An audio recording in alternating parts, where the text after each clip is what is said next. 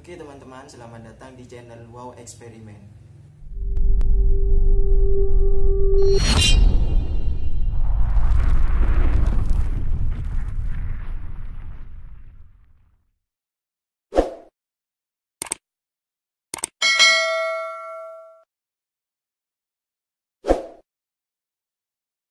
Oke, di video kali ini saya akan membuat 3 buah percobaan. Ya, semoga saja dapat sedikit menambah wawasan kalian. Seperti apa percobaannya? Langsung saja kita ke praktiknya.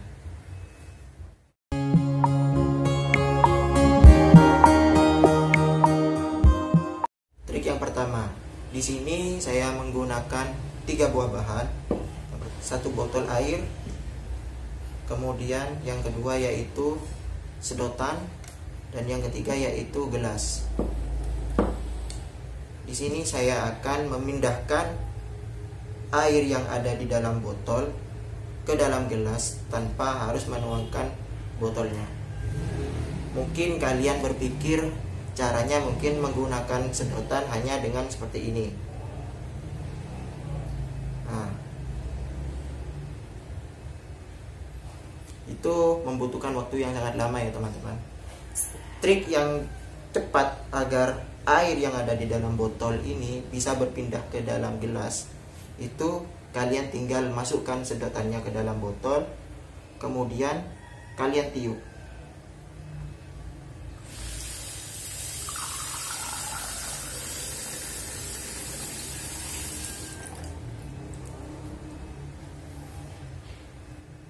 Airnya langsung berpindah ke dalam gelas. Kenapa kok bisa seperti itu? Karena ketika kita meniup air yang ada di dalam botol, otomatis airnya itu akan tertekan ke bawah. Ketika tertekan, airnya itu akan mencari celah untuk keluar, sehingga celah satu-satunya itu melewati sedotan yang sudah saya sediakan ini. Sehingga ketika saya tiup airnya itu akan keluar melalui sedotan.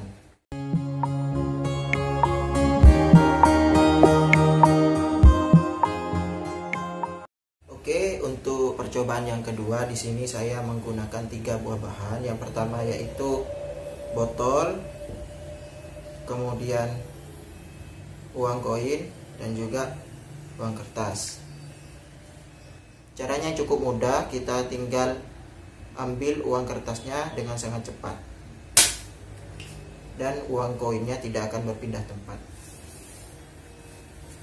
Di sini penjelasannya cukup simpel ya teman-teman. Pada praktek yang barusan itu berhubungan dengan hukum Newton 1, di mana pada hukum Newton 1 itu berbunyi jika resultan gaya yang bekerja pada suatu benda itu sama dengan 0, maka benda yang mula-mula diam akan tetap diam. Resultan gaya yang sama dengan 0 itu terjadi ketika uang kertas kita ambil dengan sangat cepat, sehingga menyebabkan uang koin itu seperti tidak bergerak sama sekali dan tetap berada di posisi awal. Atau secara bahasa umumnya itu seperti tidak ada gaya yang mempengaruhi pergerakan pada koin, sehingga koinnya tetap berada di satu tempat seperti itu.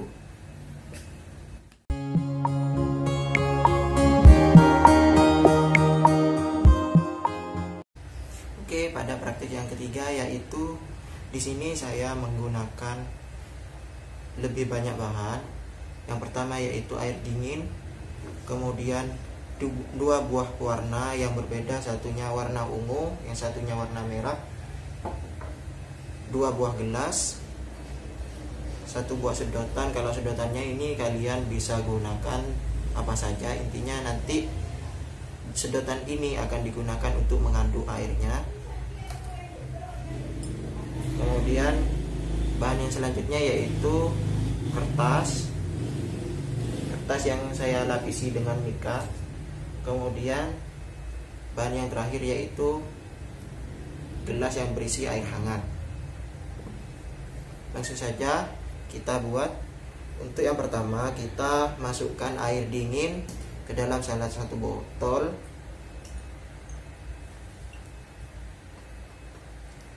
Oke.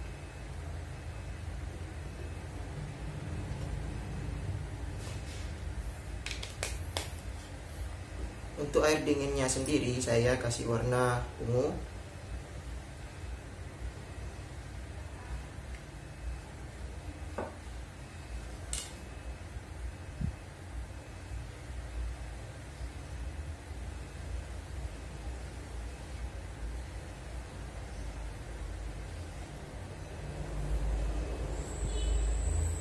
Kemudian air hangatnya kita tuang.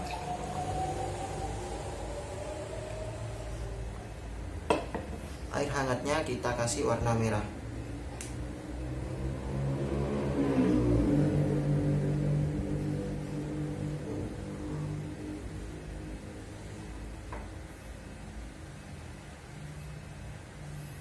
Kita aduk.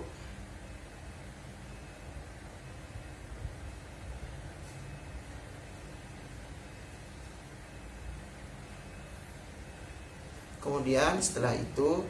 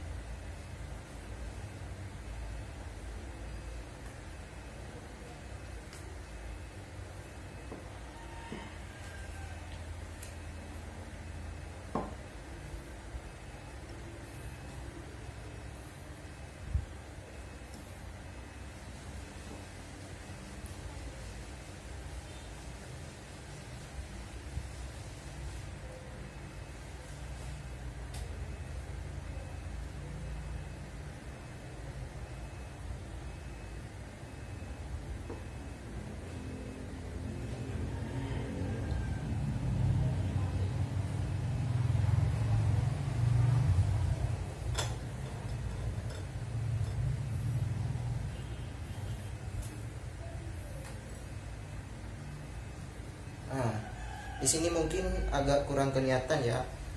Oleh karena itu saya akan ambil kameranya terlebih dahulu.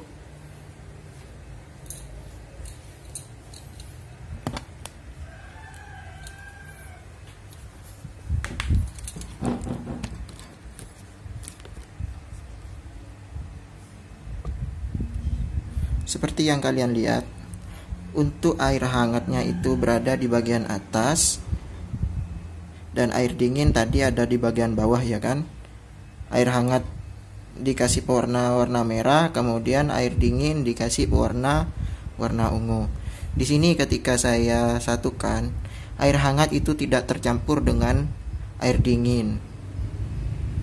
Oke, di sini kelihatan ya, yang larutan atau air hangatnya yang berwarna merah itu tetap berada di bagian atas, air dinginnya itu tetap berada di bagian bawah.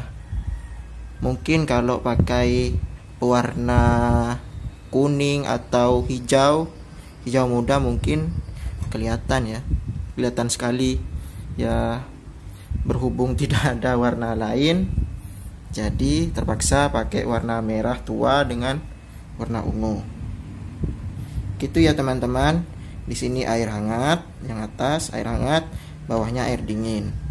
Kemudian apa yang terjadi ketika kita balik? Air dingin ada di sebelah atas, sedangkan air hangatnya ada di bawah.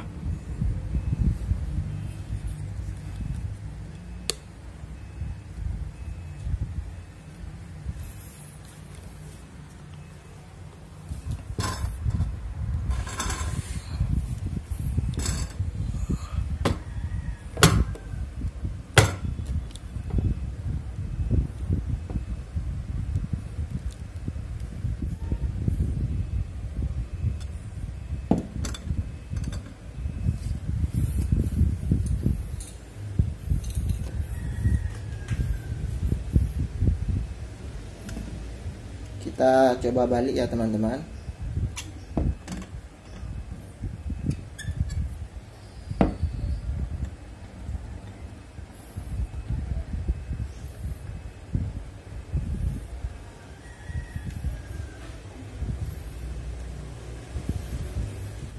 Begini ya teman-teman ya, tercampur tercampur, tidak ada perbedaan warna. Kenapa kok bisa seperti ini? Sedangkan langkah pertama tadi itu kelihatan terpisah. Alasannya karena yaitu massa jenis air. Massa jenis airnya yang berbeda. Tadi saya menggunakan air dingin, dan juga di dalam gelas ini tadi ada air hangat.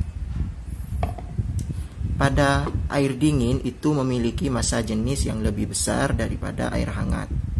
Otomatis ketika pada langkah pertama, ketika air dingin itu diletakkan di bagian bawah dan air hangatnya itu aku letakkan di bagian atas, otomatis mereka itu tidak akan bercampur karena massa jenisnya sudah berbeda. Massa jenis yang lebih besar itu biasanya akan berada di bagian bawah, sedangkan massa jenis yang lebih ringan itu biasanya ada di bagian atas. Jadi tadi bisa kita lihat kan, pada langkah pertama itu air hangatnya itu tetap berada di bagian atas, sedangkan air dinginnya tetap berada di bagian bawah.